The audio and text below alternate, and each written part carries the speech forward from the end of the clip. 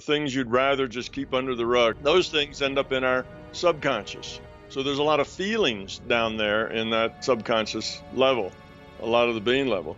When you get rid of fear and get rid of the ego and the belief that goes with the fear, you don't have a subconscious. You're aware of everything. You're a whole unit that is aware. You're aware of your hunger and your sexuality and, your needs, your drives, your wants.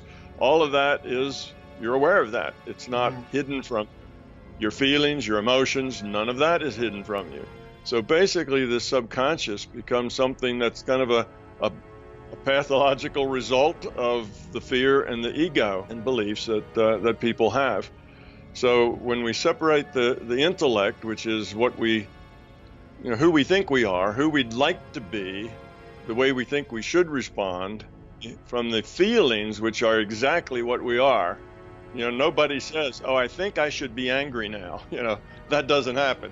Anger just roars up out of you. It's not that you have decided that you're going to get angry. So if you want to have a good idea of where you are on this consciousness evolution scale, pay attention to your feelings. Also, pay attention to your dreams.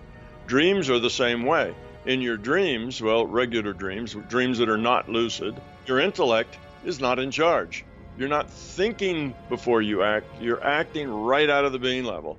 So the way you interact, the choices you make in dreams are really the way you are. That's you at the being level. Because now it's a lucid dream, now you're back to the intellect's in charge.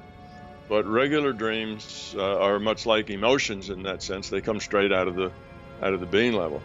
Now there's a little confusion between the intellectual level and the being level often because we talk about the intellectual level as your thinking, your rational part.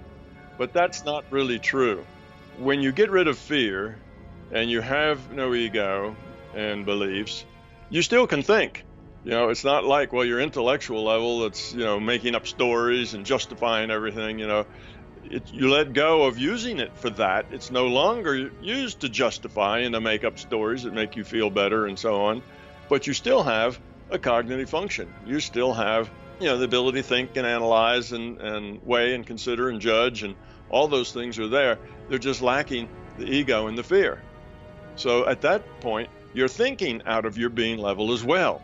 You see, your intellectual part is part of your being. Now you are just one level. You're all just one thing. You're a being. And part of that being is cognitive function, and part of it is emotional function.